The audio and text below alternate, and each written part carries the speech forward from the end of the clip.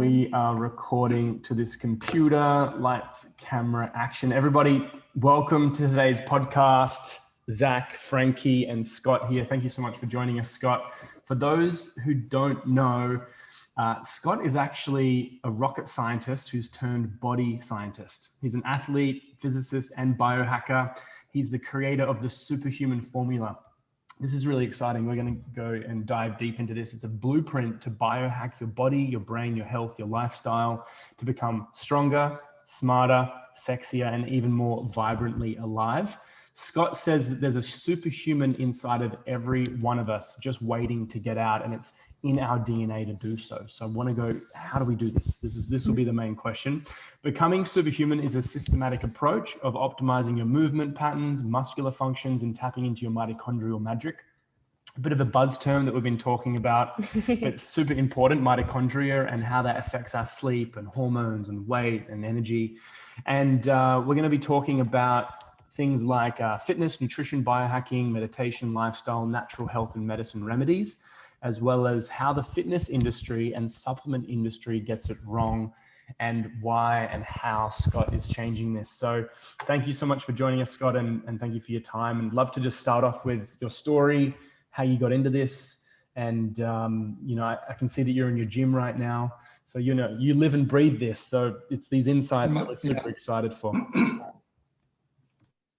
Yeah, so it's funny with the lockdowns, I was had some of my equipment in a little boutique gym, and then the craziness started and continued, and it's like, all right, I'm going to see if I can move it into my ocean view apartment, and everything came together perfectly, and my clients loved it, and so that's.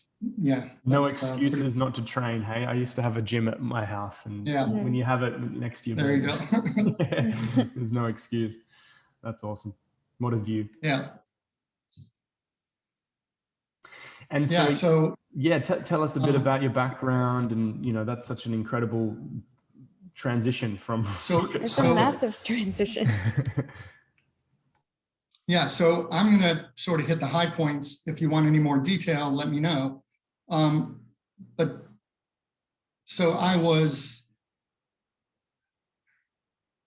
played college baseball, a year of college baseball. I mean, like most kids in high school, I did high school and whatever, and tried to be a good student. But baseball was my life as a kid. And I played a year of junior college baseball, and it was there. I was a late bloomer as a kid, literally about 3 or 4 years behind as far as growing and maturing. And so by the time I was my full height, by the time I was a sophomore in college, I was playing baseball. And it was strength training, kind of a program of strength training with the team in the off season. So in the winter between fall and spring ball, and that I started lifting heavier weights. I'd always done body weight stuff. And this is one of the reasons why I can say that body weight isn't best. It's like, it's okay. And it's better than nothing.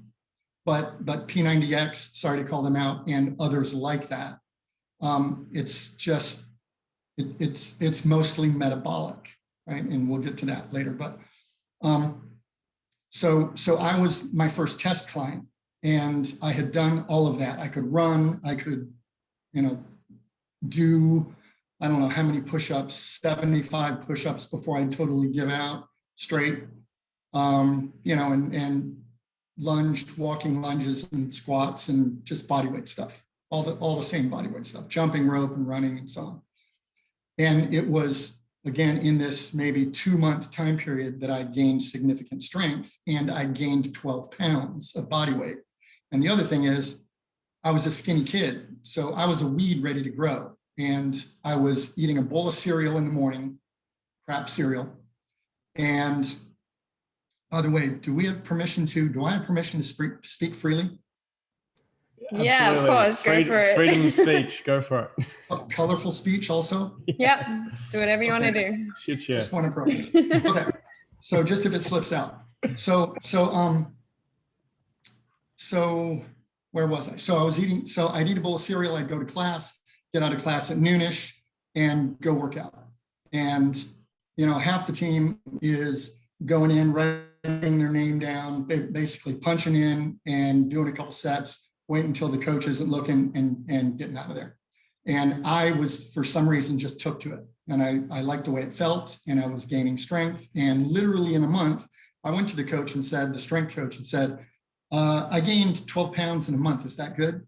And I don't remember what he said really, other than, yeah, that's fine.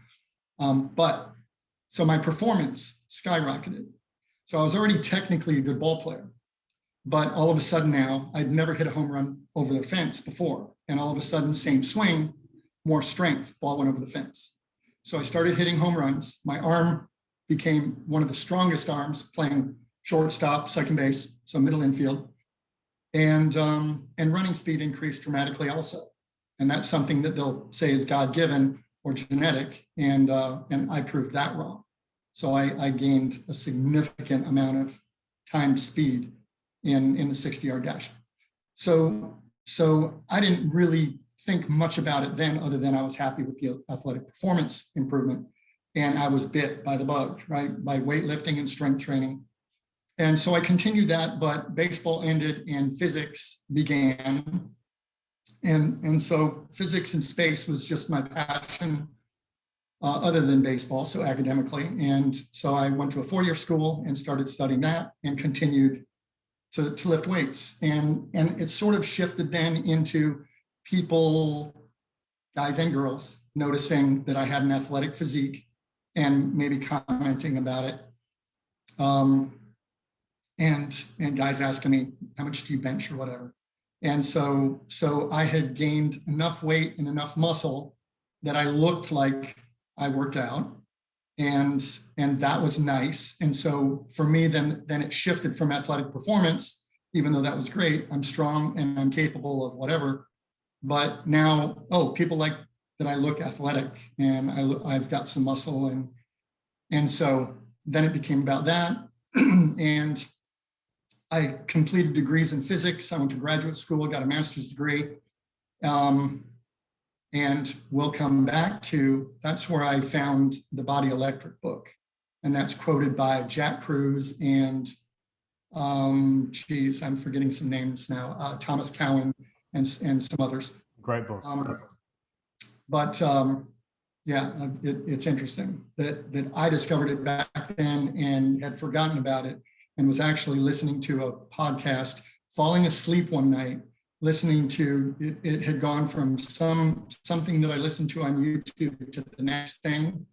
And it was Jack Cruz being interviewed, and I was falling asleep. So I didn't know I was listening to it. But when he mentioned Robert Becker and the Body Electric, I snapped out of it. And I'm like, wait a second.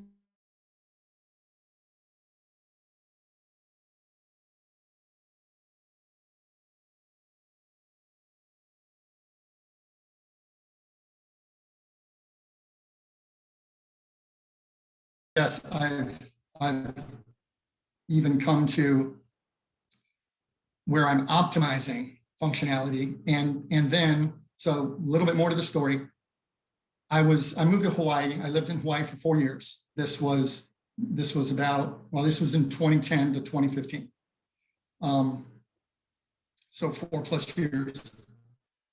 And I was just working out for myself. I wasn't doing it professionally. I was doing some internet stuff professionally. And it was a resort area that I lived in, and the resort gym that I worked out at, they saw me doing some stability ball balance work, and they asked me to teach a class. And then they said, you know more than our personal trainers do.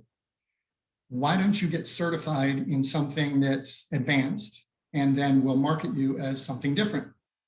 And so I found something that I would learn some new stuff with, and it was corrective exercise. I took that course, just studied at home, took the test, passed the test, and had the certification for helping people with injuries. So it was a physical therapy related assessment, and then fixing things, fixing movement patterns and muscular function. And it was those people, the first people that I got who were injured, who couldn't do the assessment according to the book, according to the way the certification course taught, that I had to find my own methods. It's like they can't do it because they're in pain. So how can I modify and get them to move in a way that they can adapt and gain strength, but they don't have pain? And so that led to, from 2015 on, and it took a couple of years before I had gone through cases of knees and necks and shoulders and backs and feet and ankles and pretty much all the parts of the body where I was confident in anything. And it was like, okay, I'm going to watch you move. We're going to find the limiting factor. We're going to find an adaptation that is an easy exercise so that you can adapt and gain some strength. And then there's some tissue work that I do that fixes adhesions and problem areas, pain, but that's another story. And so kind of came full circle where I put it all together, from injured person to making them move without pain, and then functional, normal functional, and then gaining strength and athletic. And so I can take an injured people, get them moving without pain, and go down the progression to athletic and eventually superhuman. Couch potato, turn them into an athlete, and an athlete and turn them into a better athlete, or I say super athlete. So really it is finding the commonality from one to the next and how to get across to them. What am I supposed to be feeling? How do I tune into this to fix the movement patterns and muscular function? And then it is a progression. It's a steady progression, step by step. That's amazing. That's awesome. That was a bit of like a mind-blowing moment. What's that? I said that was a mind-blowing moment. So that's where you read it, but that's where I say there's a superhuman inside of each and every one of you, just waiting to get out. And it was actually watching an interview that you did, and there was a Navy SEAL, another video where he was talking about the mental aspect and overcoming things and being empowered. And I thought, that's kind of what I'm selling. And I don't like the word selling, but that's what I'm promoting, right? I was standing in the gym waiting for my next client. This was maybe 2 years ago. And I'm just standing there thinking about whatever. And then all of a sudden, my attention went from outside of me to inside of me, how I was feeling. And I just was sensing and could feel the tightness of my muscles and my energy, my mental acuity. And I just thought, man, I feel amazing. And this was an aha moment for me. This is where the Superhuman Formula was born, basically. That I had worked out the blueprint, but standing there thinking, man, I feel amazing. I need to bottle this and get this to people. And that's where I thought of the word, I feel superhuman. I'm standing here, just standing here. And then I revisit that moment was sort of revisited in the next couple of weeks, which solidified the decision to call it the Superhuman Formula, where I'm standing in line at the supermarket and I'm walking across, from one place to another, whatever, and just feeling just really kind of a heightened sense, or hypersensitive to what I'm feeling and the biofeedback that I'm getting just from normal movement.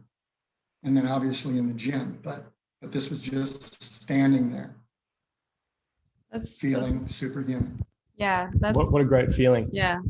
I'm sure everybody would want to feel that way. And I think there's a lot of, especially with COVID and everything else that's happened, a lot of the mental aspect always comes into it. Well, that's what I feel anyway. And I think, everybody feels like, oh, this is as good as it's going to get. But at the end of the day, like if you're only feeling at 50%, you still have another 50% to go. Like you can be striving higher. Because I remember at one point in my life, I was like exercising really well, eating really well. I was working so many hours a day, but I was I was literally at optimum. Like I was the same. I felt like a superhuman. But then for some reason, something just shifted and changed and I couldn't keep it up. So I'm not too sure what that was, but my body then started to gain weight instead of keeping it lean, I started to feel more sluggish as opposed to feeling optimum again. But how did that story change? Because you look like you're superhuman. Well, it was more So, well, like this is more like from a body comparison, like the way that I was feeling then. I feel more mentally stronger now, 100% than what I was back then. But then from a physical aspect, I'm definitely not as strong as what I was compared. So, but mentally wise, definitely. gotcha. Mm. So if I may interject, so you mentioned that you felt a change or you noticed a change. Those are things that I'm amazed at, the people who most of us start, and as children and then young adults, we're in fairly decent shape. And you'll hear people say, oh, I was in great shape when I was 20, but now I'm 30 and gained weight, gained 25 pounds or whatever. And it's usually, this is something I figured out a long time ago. It's like, it takes a good 10 to 20 years of neglect or abuse to gain that much weight. Yeah. It's like, at what point, why didn't you say, okay, I've gained 5 pounds, or I'm a little flabby here or there or wherever, or I feel sluggish, I don't feel very energetic. When things are going downhill, and noticeably, and I guess body fat is a significant thing that we look in the mirror, some of us don't see it, but we look in the mirror and it's obvious. And that's the thing, that's why weight loss is so popular, though I treat weight loss down on the priority list. And if you think about it, I mean, other than that's purely aesthetic, well, mostly aesthetic, at least to a point, right? Body fat and be pretty damn healthy. Yeah. And pretty damn strong. But so I just lost my train of thought. So weight. Well, so I'm curious to know if weight is a lower part of the priority list, what is more so at the top? So say someone's come in to see you, they're wanting to be superhuman, they've got some extra weight, they're not feeling very good. What is that priority, and how do you take them from where they are to that superhuman feeling? So I've had many examples, but one just pops into my head. So a woman who was very obese and 50-ish, maybe 53 years old, she had knee pain and didn't know why. And the very first session that I had with her, and I assessed, and I put her on a stability ball so she could roll down on the stability ball with her back supported into a squat position, and that was comfortable. Well, she had a little bit of knee pain even then, so a supported squat. And actually, I just checked, did some tissue like acupressure. I just pushed, massaged, sort of. I just checked with some pressure different parts of her legs and the different parts of the quadriceps and around the knee. And I found adhesions, and adhesions are areas, most of the time muscle, but can be in connective tissue also. I found some areas that were tender and sensitive, and it was painful when she moved in a certain way, mainly stretching. So as you go into the stretch part of the movement, that's when the pain occurs. And the reason is because an adhesion is a collagen matrix that forms in and around injured tissue. And injured tissue can be, low level or high level, right? So scar tissue is high level injured tissue, and that's a lot of collagen.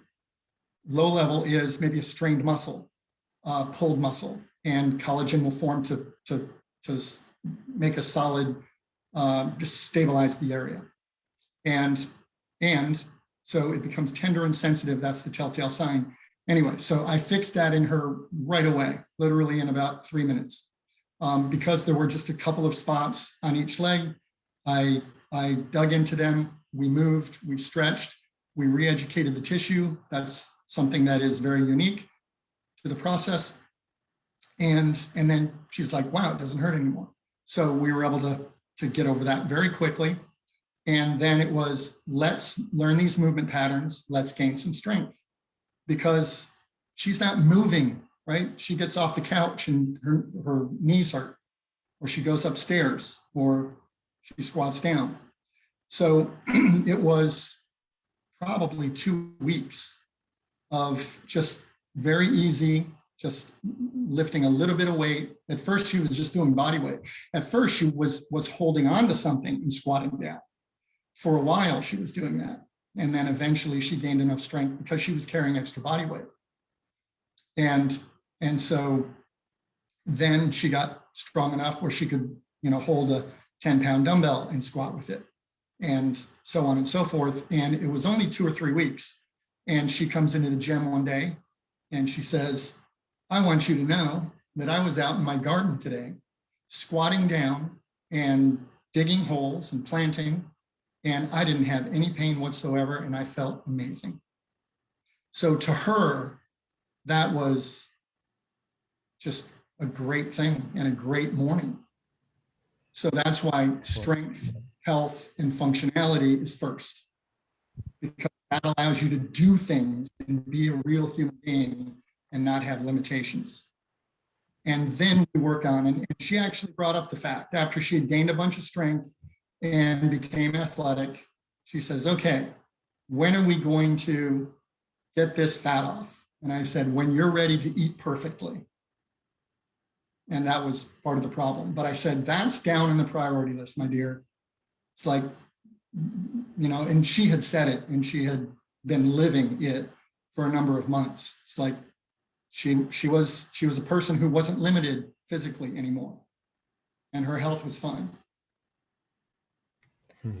That's an amazing story. So when then it comes to the nutrition part, like, what is it the same thing for everybody that you would normally advise, or is it different for each this is it like a main foundation that you get people to kind of, okay, you need to start doing this?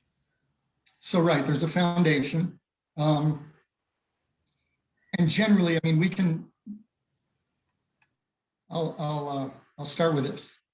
So they say, I'm not an expert in what I'm about to say. I'm an expert in what I do with nutrition. And I can say that with confidence, but this is something that I haven't studied the intricacies of. But they say that generally eating real food, not eating toxic or frankenfood, right? Eating wholesome, whole, real food, not packaged, not chemical additives, so on and so forth, is going to be healthy. But then we have allergens in various foods. We have people who are sensitive to certain things. That's where I guess the blood type diet would come maybe next, or somewhere next, right, in the list, and say, okay, maybe you're a special case. Maybe 80%, 70% will respond well to just a normal healthy diet, and then 20 or 30% won't. So we're going to look at the blood type diet, and a certain number fall into that category that it works for. But I am one who is opposite of what my blood type says. So my blood type is A negative, and it says that I'm going to have problems with beef and high protein, and I thrive on that. Mm-hmm. And so again, it works for maybe a number of people who the other didn't work for. Works for a number of them, and then some of them are going to be a special case, of which I am, and then it goes from there to something called haplotype. I think it's HAPLA, and there's a guy in LA, I forget his name, who's an expert at that, and he runs a million tests and on nutrients and sensitivities and so on, and it's, I don't know, $10,000 or something, and they fine-tooth comb everything under the sun. And it's a little I've seen a printout of somebody who did that. Pardon me. And it's just kind of, it's like, wait a second, how am I going to do this? What can I eat? But that would be where I would, if I were working with somebody, I would say, okay, we're gonna go whole foods, real foods only. We're gonna go low carb, keto-ish, not hardcore keto unless they want to. Tend that way, low carb. And we're gonna keep our carbs to berries or fruit. We'll start with fruit, preferably berries. And tubers, or mostly sweet potatoes. Some potatoes are okay, red potatoes. And there are some things like plantain chips that have just plantains and salt in them. So that's packaged food, but it has 2 ingredients. It's like, that's okay. That's a snack food. Yeah. So we start that way.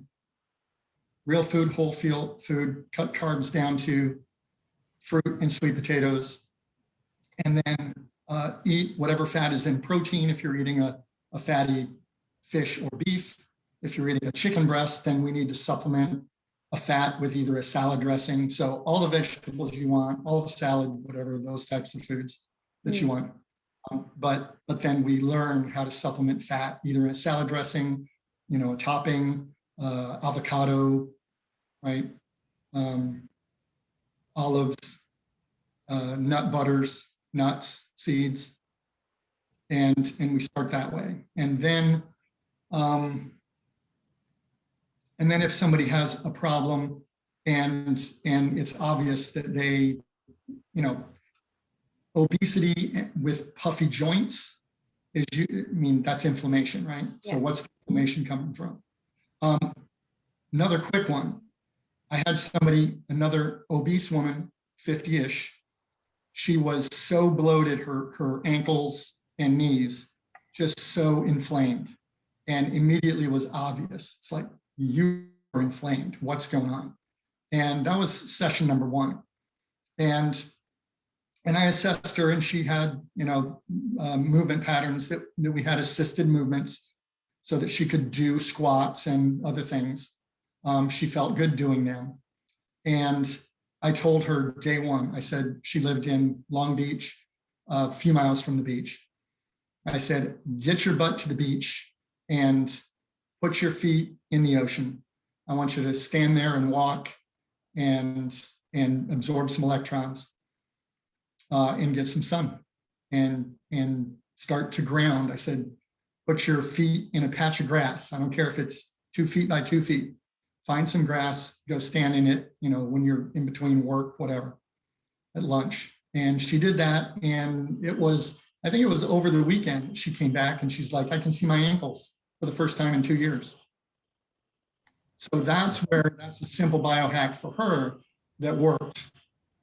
That's insane. Yeah. That's amazing. But getting back to the diet. So if I have somebody who's not responding and getting leaner, that's when we'll do an elimination diet, right? So we'll say, okay, let's simplify. What foods do we think might be a problem? Okay, because that's what, going back to my story when I saw a shift and pivot, when I did feel optimum, I think I have a tendency, mainly around health, and I think Zach can verify this. I was working out 3 hours a day. I was also eating a keto-based diet, but that's when the shift actually happened. So about 6 months of the year, I was super lean, super strong, super optimum thinking. Now I don't know what shifted, but then it just did the opposite effect. And then that's when I started to gain, I started to feel a little bit more tired. So my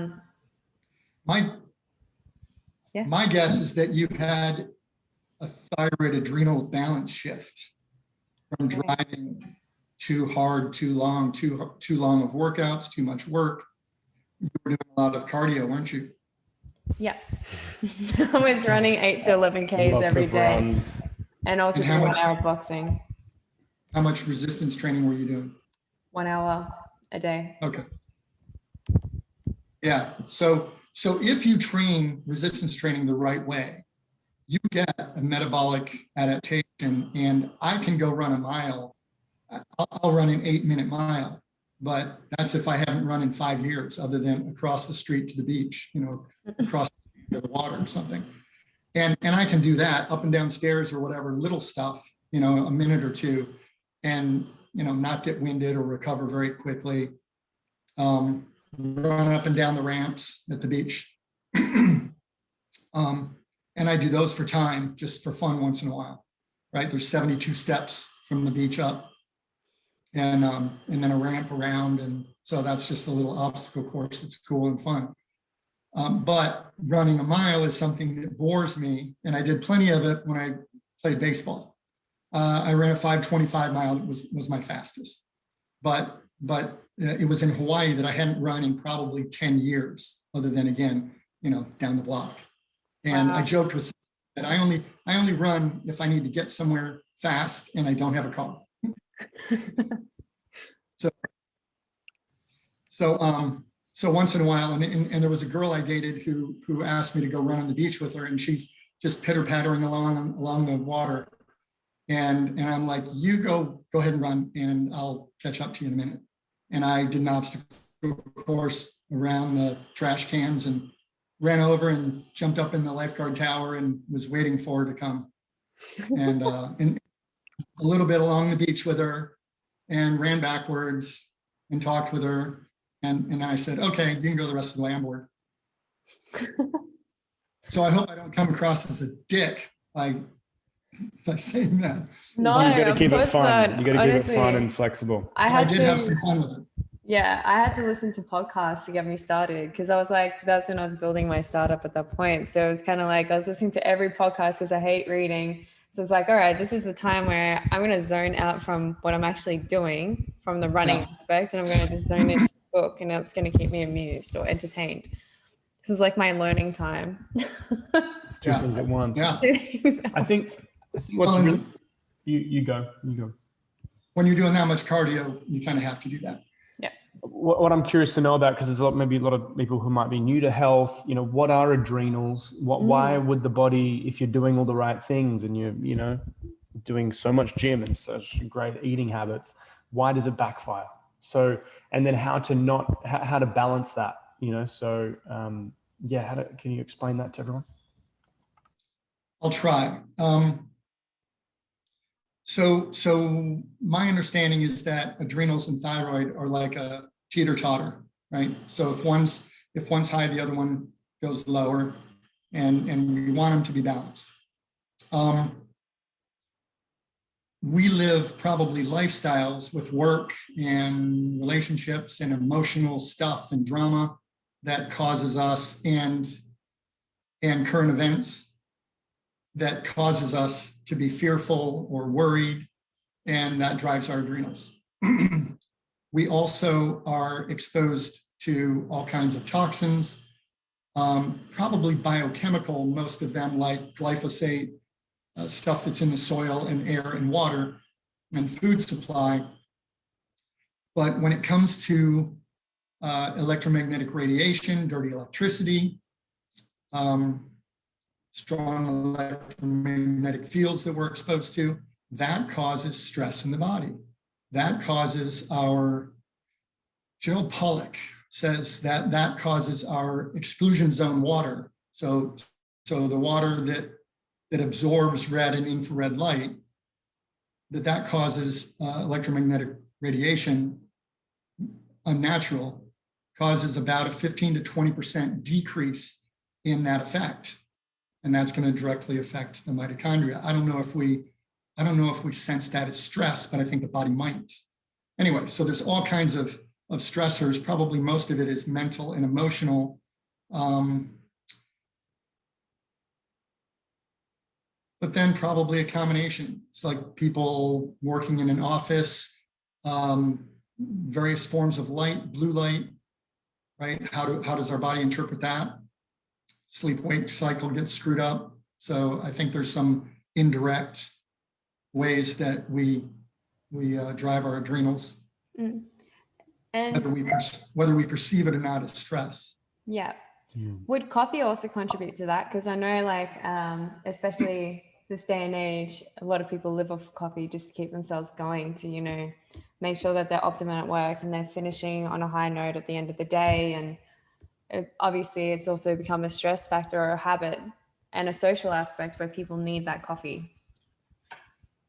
So I'm going to share with you what works for me. And so I actually am out of the Organo coffee and have my next batch coming in any day now. So Organo have you heard of that? I haven't. Zach has. Yeah, it's a great product. The Reishi and chaga mushrooms with coffee. Yeah. The Ganoderma mushroom, or reishi. And they found a way to infuse it into coffee and make it alkaline. And people who have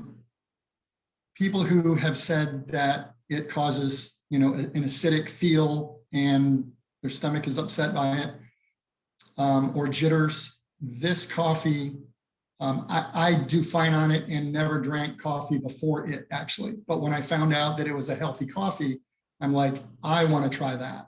And so I use that on occasion. And then when I don't have that, so I have that kind of for fun. It's you know, it's sort of a ritual. So I'll have a cup in the morning. And before I work out, I do a natural caffeine pill. It's a tablet. And it's actually, I've got some right there. I thought I was going to grab it, but I'm hooked on here, so I won't do that. And you don't need to see it, but it's by ProLab. It's by ProLab, and it's called Advanced Caffeine. And it's a caffeine that I took, again, I didn't drink coffee forever until the Ganoderma coffee, Organo. And I always thought coffee's a grown-up thing. I don't need coffee. And then working out, I found a supplement with caffeine in it, and then eventually this herbal caffeine. So it's got a few forms of, like, gotu kola, and I forget a couple of other things that are natural caffeine related. And that's what I'll do. And it's smooth and it's energetic. And I've given it to clients who've taken it, and 15 minutes later say, man, this stuff's great. And they haven't said it's given them jittery, but they've been working out. So maybe it's worked perfectly for that. That is music to my ears. I think what's really important here is coffee to me kind of gives me the jitters. It gives me anxiety if I have the wrong coffee. It even, I find my body just gets a bit sore. I think it dehydrates me a little bit too quickly than most. Sure. But for Frankie, you love it. Your mindset, you're like so much happier after a coffee. It's like, look, it's like a drug. It's like a drug. And every time Zach's been trying to help me get off of it. So I haven't had too much coffee this year. I mean, like, we're only in our second month, but like, for me, that's huge. But Zach's very adamant, like, Frankie, you've had 2 sips of coffee now. It's time to put it down. Not that, but it's because what you were mentioning before, the adrenals and the thyroid, with the amount of training and stress last year, I guess you put on that extra weight, even though you were eating clean and exercising. I know you're coming from a good place. So I was trying to help, you know what I mean? So I would say probably usually, unless you're doing a lot of other things wrong, caffeine, or you're doing a ton of it, caffeine's probably not going to cause your adrenals to crash. But I guess it depends. It depends on a number of things. And that's where I would say, Zach, did you try Organo coffee? I tried this like 7 years ago. Okay. Like a long time ago. All right. Definitely. I would just say give it a try, but if you have, then I mean, you're just sensitive to that somehow. But some coffees you're okay with. Some coffee, it needs to be organic, and it needs to, like there's some, but if I have too much, went to a muscle tester, kinesiologist, and she tested, I need 40% of a coffee shot. If I have more than 40% of a coffee shot, it's too much for my system. So I was like, all right, so I've been getting half shots, and that's okay. Because he was asking for 40% shots, but I was like, babe, it's a bit impossible for them to do a 40% shot. But I think what's really important, everyone listening, is that, there are fundamentals. Scott's mentioning, go to the beach, get grounded on some grass, get some sunlight, protect yourself from the fake light, eat well, massage, really help your body. And then these other things on top are going to do what they're designed to do. I wouldn't be shortcutting going to the coffee as, the first approach. Yeah. And right. What I'd love to know is, like, Scott, you are jacked. Like, you are very fit. Let's just point this out. I was actually going to ask you to show us your muscles more, but I was like, that's really inappropriate. And there we go. And, you are, a lot of people, I guess your age, I don't know how old you are, Scott, but like, I'm not as fit and strong as you. So what is it that you feel that you're doing differently? What is the secret? How does someone become superhuman? If they're a dude out there, a guy, they're wanting to put some muscle on, what are some fundamentals, or a woman who wants to put some muscle on? What are the fundamentals that you really believe in? So I'll address something really quickly. Have you heard of heart rate variability testing? Sure. Yeah, with the Oura Ring and some tests. That's where they send a micro signal or nano signal, whatever, through you and measure the time or the difference between heartbeats. And then they've got some algorithm, some computer program that takes in a bunch of electrical data basically and is supposed to tell you what your cellular health is or your cellular age is. So I am 59 years old and I had HRT done when I was 57 and my biological age was 35. So if that's accurate, and I'm guessing that there's some accuracy to it, I would say that what I've been doing is working. And so at least it gives me confidence in that. And I feel like I'm in my 30s. So strength-wise and functionality-wise and everything. And so it boils down to, for me, it boils down to the Superhuman Formula. And there are a number of people, I'm sure, who've been, Frankie, you have been in shape, even though you overdid it, probably the cardio and was set back. But if you would have dialed it back and done mostly structurally adaptive training and maybe a little bit of cardio, or I don't do cardio, but I can go run and be fine. So I get a cardio effect from my resistance training plus some endurance training with weights, right? So I do low rep for strength and higher rep in between and hit all the bases. So I have said many times, I've been just struck by what I'm looking at in front of me, either me working out, usually watching a client and saying, man, there is something magical about what we do in the gym. And then I was talking to a marketing person who was asking me, so what is this? What's the significance? And I said, what we do in the gym is so magical and gives us such great results that it can make up for a toxic life. I'm not going to allow clients to remain toxic. We're going to clean that up also, right? We're going to clean up nutrition and lifestyle, and we're going to do some biohacks, whatever they can do, the simple ones, like you mentioned, light, sunlight, if we can, not getting too much EMFs, and grounding, and Wim Hof breathing, amazing, right? So those are things that anybody can do and should do as many times as they can in a week. Once a day is probably good. But what we do in the gym, if you graduate from low level to step by step by step by step to athletic, and obviously to superhuman, you can not do some of the other things. And I've tested that myself. I've gone and done the sun in the morning and in the afternoon and sun gazed in the evening and done that for a couple of months and grounded while I was doing that and wrote down how I felt. And I always come back feeling great, but mid-morning, I always feel great anyway. And then I go to the gym and I feel great when I leave the gym, but I train in a way that allows me to do that, right? I don't bust ass in the gym and drive myself into the ground. And a lot of people think, go, go, go, huffing, puffing and sweating their butts off. And that's not the way to do it. The way to do it is to get into a flow state and stay in a flow state as much as possible. And that means the level of difficulty and the level of skill are in the right space so that you're challenged a little bit, enough that you go out of your comfort zone and adapt to that, but not so much that it's so difficult that it registers as a negative. So that's a really important point there. Could you touch upon that a little bit more? So can you give some examples? Because I think a lot of people. So you can look up. Yeah. You can look up flow state and it'll show a beautiful representation, or you can find one easily.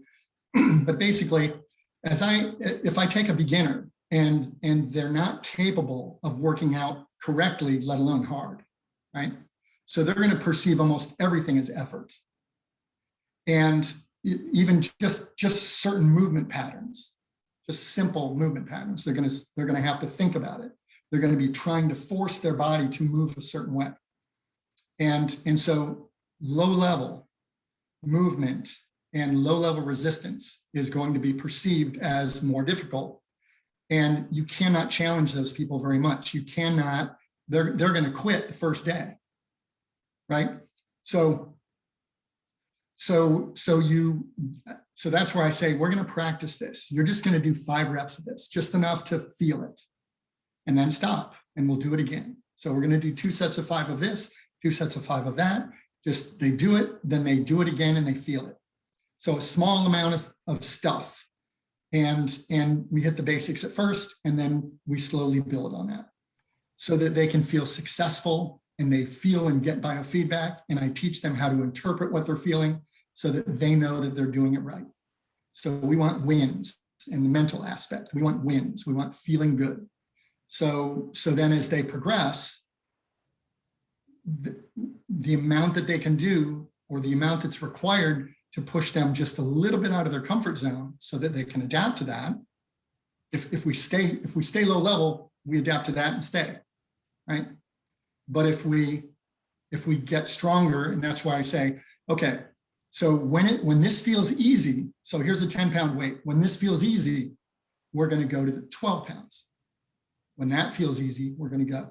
And then at some point, and it just happens, by the time they start moving athletically and feeling athletic, and that might be 2 months in, that might be 10 months in, then it shifts, and they know it, and they almost ask for it. They say, well, I can do more.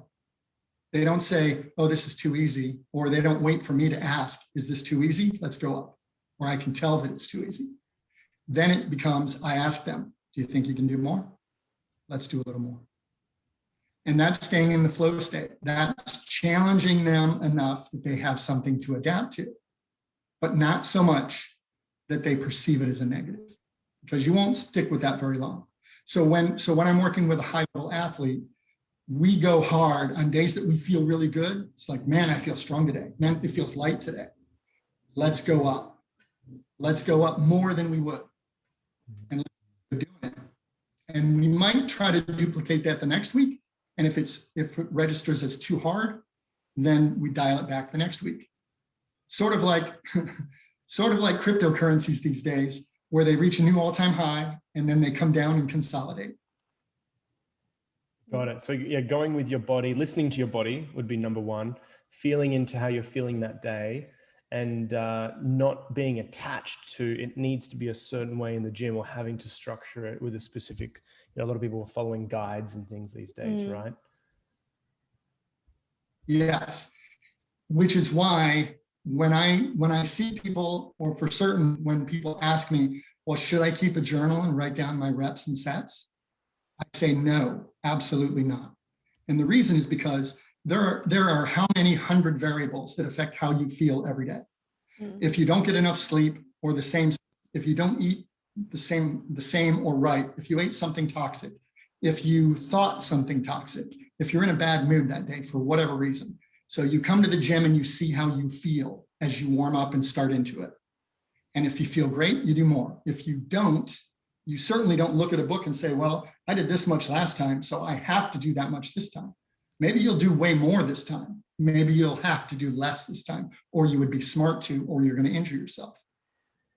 See, that was my issue. I always had to like beat myself every time. Sometimes we are our own worst enemy, and that mental expectation, and if we don't meet that expectation, we're going to be feeling not good enough, not adequate, we're not going to feel healthy, and then we beat ourselves up. It's like that vicious cycle.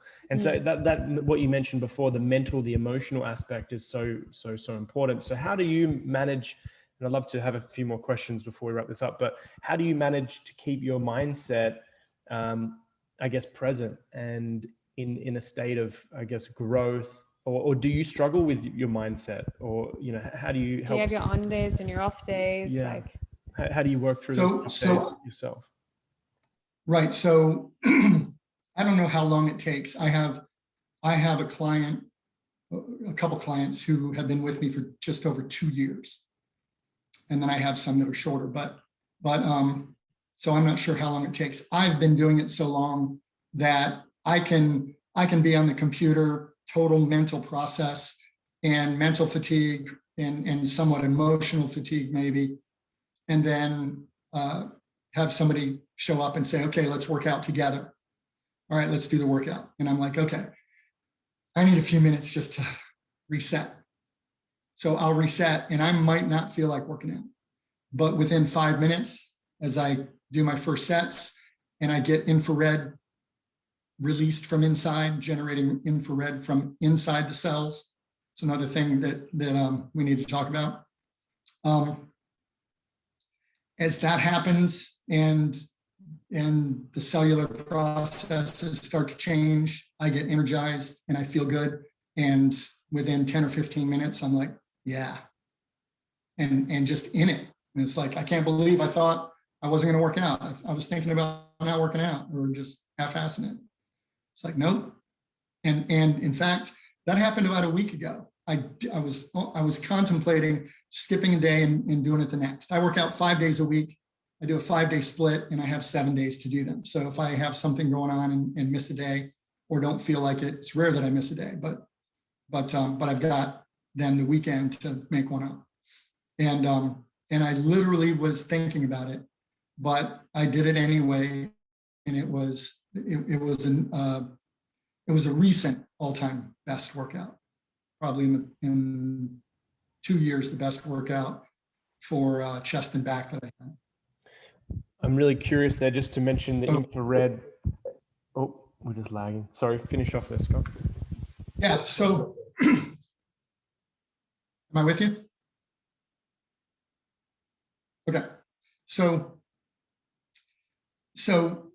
we generate, Gerald Pollack would say this much better, I'm sure. But I think the magic is, I mean, there's a training effect. There are a number of cell signalings that take place to grow muscle, to adapt to resistance training, to metabolic training. And those are real, and we grow new tissue, we grow stronger and denser connective tissue, bones, muscles. But the cellular makeup, cellular processes are enhanced. So when we, so both of you, I think, will relate to this. So there's times you go into the gym and you feel a little sluggish or energy's not great, whatever, and you start warming up, whatever you're doing. And it happens, I'm sure, with running or cardio as well as resistance training. So it happens with me and my clients resistance training all the time. So we start to do some easier stuff, stretch out, sort of loaded stretching. So it's still resistance training, but easier maintenance stuff. And working a little bit of the whole body just to get going. And then we start into a body part training and going heavier and more intense. But by the time you're done with the initial 10 minutes to get ready for the heavier loads, you've released, we know we generate heat, right? So from a practical standpoint, we know this, whether we measure it within the cell or not. but hopefully somebody has. We know that we generate heat and we start sweating. That's infrared.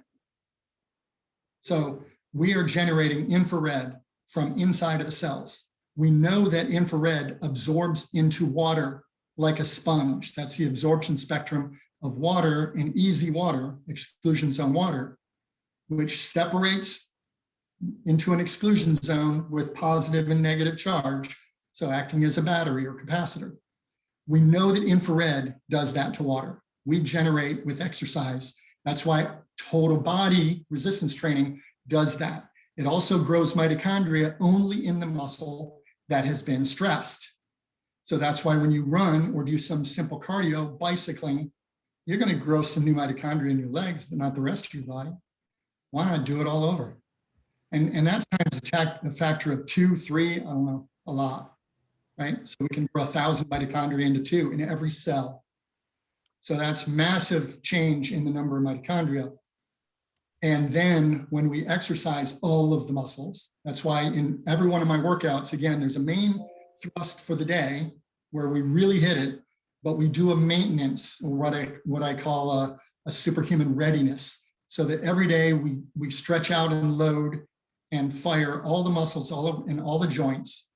And by the time we leave, we've worked one part hard and our whole body has been worked a little and it's ready to run down and do whatever, right? So we're ready for the day.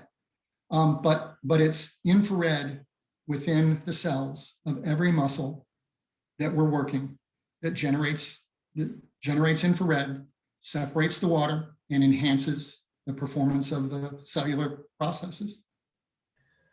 That is insane. Insane, mind-blowing. Yeah. You know, these are some aha moments. This is really juicy right now. This is amazing. Yeah. So you're saying by doing the training, warming the muscle up, stretching it, obviously going hard in the gym, you're building mitochondria, you're helping the electrical voltage in the body, which is giving your body more energy too. I heard that our body is piezoelectric, and so we need to move in order to recharge our cells up.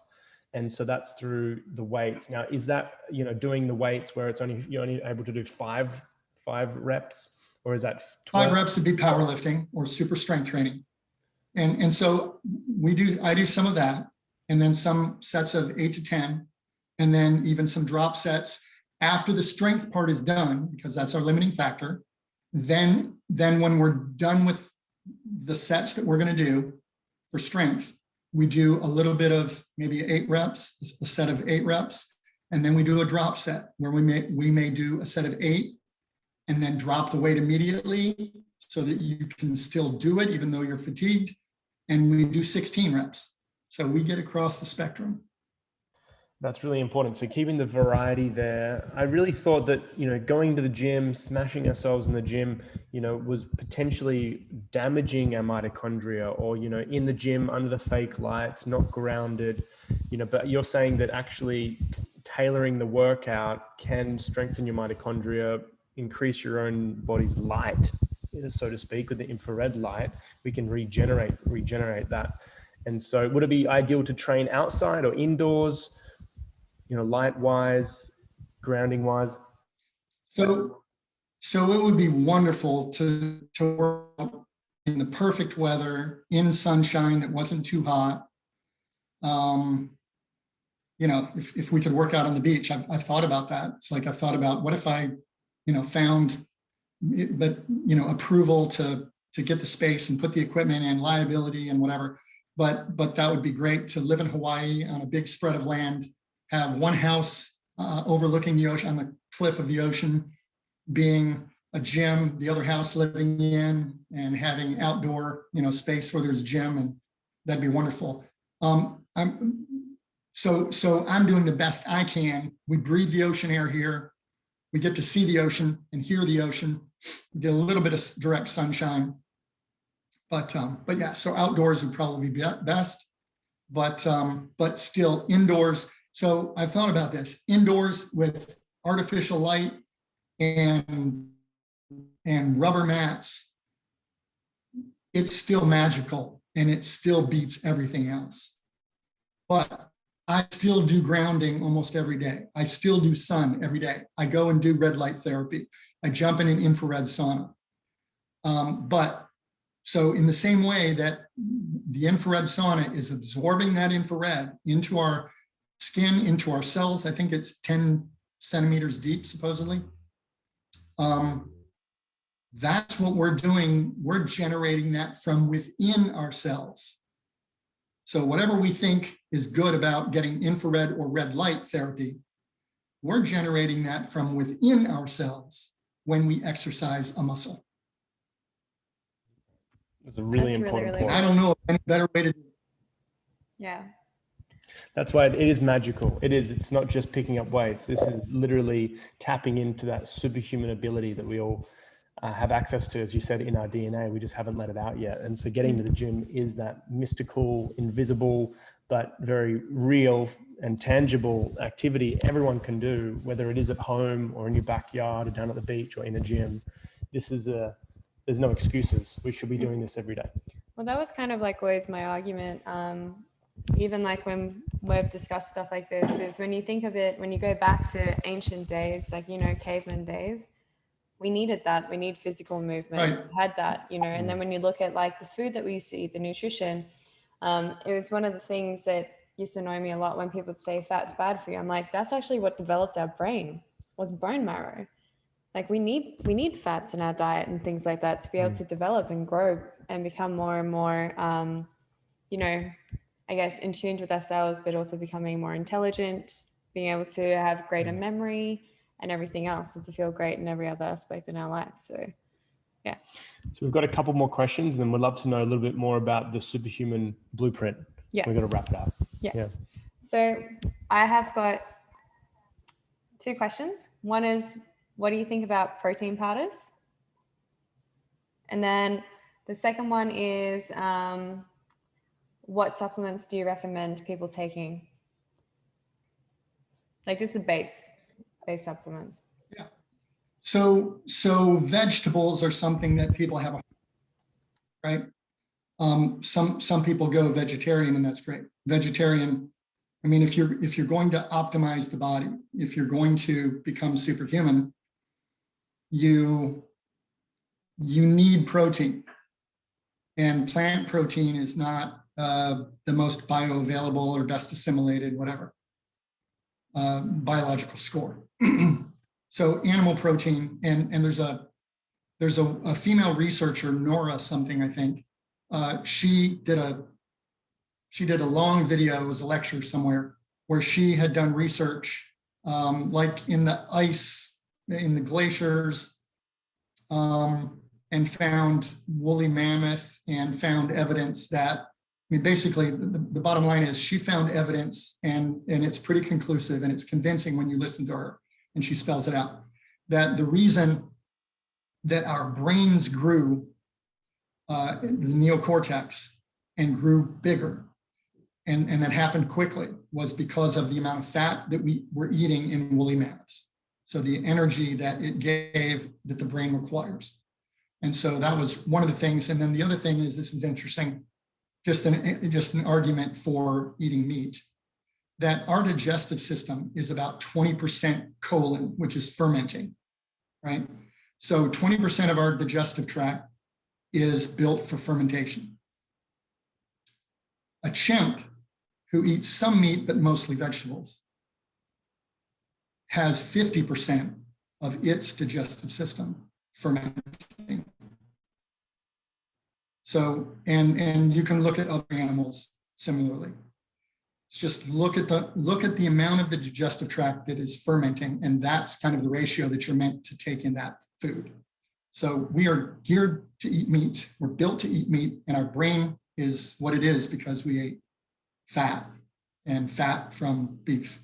Okay, so that's my take on as far as protein powder. Another thing is overfeeding protein, even in sedentary people, will lead to increased muscle density. And so you're not gonna get fat eating too many calories from protein. Protein powder, I source my own from a company or a farm that has grass-fed cows in Wisconsin and feeds them organic grass, and so it is flavorless. It's got just it's a whey isolate, and there's nothing else in it. So I get an unflavored, and I tell clients to just mix in a greens formula. So back to greens and vegetables. It's something that I personally, and then working with clients, that's something that a lot of people have a hard time getting enough of, and enough variety. So I get a canned powdered green mix that's got fruits and vegetables, and there's 50 different things in it. And from herbs to all kinds of plant matter and a wide variety. And that's my insurance policy. So I take, pardon me, I take a few scoops of that a day, and then I grow my own sprouts, and I have fun doing that. So it's a five different plant, seed, whatever, in one mix. And so I'm getting 5 different things in this little salad that I grow. And that's mostly what I get. And then if I feel like it, I'll buy a pre-made salad from Whole Foods or health food store. But your question was protein and protein powder. Supplementing protein powder is fine. I would say to eat at least half of your meals solid food, and then if you want to do protein powder for protein and eat a salad or fruit with it, that's fine to substitute that as a protein. Or there's times when I'll do MCT oil, brain octane, and bulletproof, and a scoop of greens and 40 grams of protein powder, and that's jam-packed with nutrition. So there are times when I'll do that in the morning, and that's my breakfast. Or pre-workout, or whenever. Yeah, I'm so happy that you said that, because that is also the same sort of, I guess, point of view that I've got. And a lot of people, there's the Ayurvedic sort of styling and everything that I got introduced to, and they're like, no, you're wrong, you can't, you have to be able to eat this way. And like I yo-yoed for a long time, trialing different things, until when I saw keto, and I was like, no, this is I'm from South Africa, like I'm a meat eater, I can't not eat meat. Longest I've lasted without eating meat is 3 weeks when I was doing my yoga teacher training. That was hard. And then I ended up eating, my mouth is salivating for like the biggest piece of lamb you could possibly think of. And so yeah, it's really, really interesting to hear your point of view, and for everyone else to also hear that too. But we do have a question, and I know a lot of females tend to struggle with this, and I don't know if it's to do with menstrual cycles or whatever it might be, but water retention, or if it's to do with heat in the different climates. So I can speak intelligently about this. So if water retention is something else, I'm not sure. But if it's hormonal, the powdered greens, so 1 scoop of those powdered greens, and you can find them in most health food stores. I get one from a particular place that I think is the best. But so I'll tell the story. So this is how powerful it's a therapeutic effect, a drug effect. So I had a couple of clients at different times, but guys who were competing in bodybuilding. So one of them had a little bit of gyno. You heard of that? A little gynecomastia, a little bit of breast tissue forming from testosterone conversion. So he was taking steroids, testosterone conversion, and he had a little bit of gyno under a nipple. And the other bodybuilder was just before a contest, like a week before, and all of a sudden, some type of conversion from what he was taking, his ankles swelled up, and they'd never done that before. So he was holding water massively. And so again, this was different times, but two cases. I told both of them, they were taking greens. I told both of them, how much greens are you taking? And one of them said, oh, a scoop a day, but I'm eating lots of salads, so I'm fine. I said, no, take 5 scoops tonight, 5 scoops tomorrow. Same with the other guy.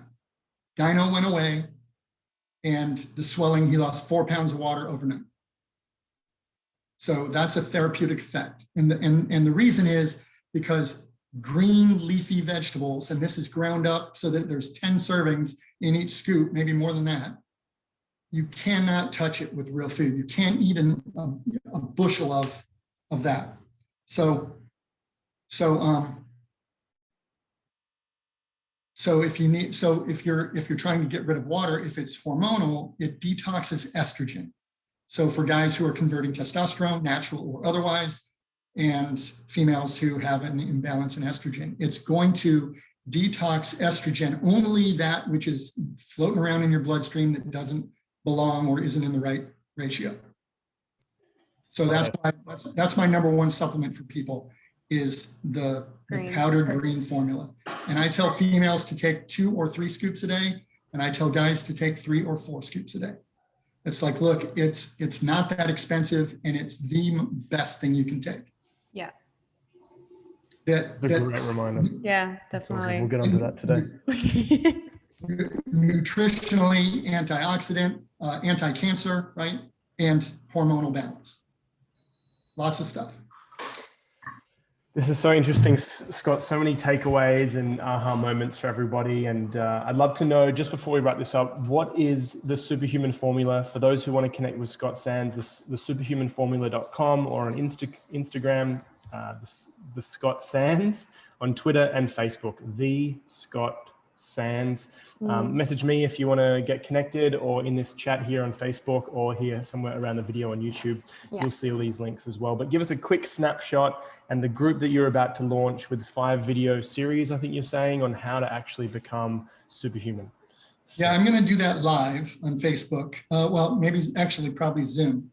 I'm going to do live trainings. I'm going to have videos that lets them see it and read some things to get a look at it, and then we're going to do them live over 5 days. And just so that they can get the basic stuff that shows them what this process can do. And I say that within 5 days, with either day 1, 2, 3, 4, 5, you're going to convince yourself that 1, this is easy enough that you can do it. 2, that it feels good and feels right, that it makes sense. 3, that you feel empowered, and that you think that, hey, I can see how this might just lead me to becoming athletic and superhuman. And so it's going to be the basics of, it's like day 1, tell them to eat clean, start cleaning up your diet, right? Some basic stuff, some basic biohacking, stuff that everybody can do. And then the movement patterns that everybody has to get right and has to make automatic so that we don't have to think about them. Like a backhand in tennis, before you can be a pro and be, versatile tennis player, you have to develop your strokes. And a backhand is something that they practice the same stroke 1,000 times. So we do that painstakingly, and it varies by the individual. But there's a couple of movement patterns that are essential, and one of them is difficult for some people, and I have the methods by which to tune them in to what they're feeling and sensing and adjusting day by day, and until we get it right, and then everything else becomes easier. And I guess the biggest part of what I do is tuning people in. I have bridged the gap between people who don't have a very good sense of their body and movement and are unathletic, and I have ways that I've just found that work for people. It's like, let's try it this way. And there's just a series of aha moments, and they tune in, they move the right way. And once we practice that to a certain degree, then the movements become automatic, and that's when training gets fun and easier. And then it's just a progression, and it's only a matter of execution, and there's no guesswork to it. This is great. How do people get involved? And how much is this? I'm going to do the 5-day thing as like a $27, $35, somewhere around $30 plus or minus. as something that people can think, you know what, that's hardly anything. I want to see what this can do. And so I want people to go to the Superhumans in Training group on Facebook and just go through the cute little questionnaire and join. And that's where I will keep you posted. And when there are enough people who want to do it, I will set a date and we'll start that 5-day little training. I will be 100% joining Let's that do it. for sure. So I hope everyone else is listening can join in with us as well. That's my That'll be guess. amazing. So it's the Superhumans in Training group. Superhumans, one word, Superhumans in Training. In Training. Okay, fantastic. It's amazing. We've just got one more question here, which was, what is your favorite greens? Like the Actual store, actual brand. the brand. Do you have it there? I'd love to know. Yep. That's very suave. Letting out of the So camera. they make different flavors, but this is the only one that is actually green. And when you smell it, it smells a little bit. Got it. Fruits and greens. It's dynamic. It's Nutridyne. Nutridyne. Nutridyne is the company. Awesome. Nutra with an I, D-Y-N. And this is a natural mint flavor. It's the only one that's actually green. The others taste like Kool-Aid basically. And there's a little bit of sugar in them. Sweet. Yeah. And I just think that if it tastes a little bit like plant food, that's what I want. So that's Got it. I take. Scott, this has been super insightful. I'd love just to end, with your last final comments for some people out there. What are your last parting tips or comments or reminders on health, wellness, fitness, mitochondria, and living a healthy, happy life? So I guess my last comment is that many of us take better care of our cars than we do our bodies. And I want everybody to feel like their health and their bodies are assets instead of liabilities. And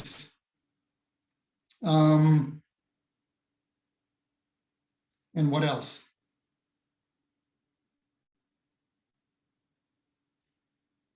Hang on, I'm not done.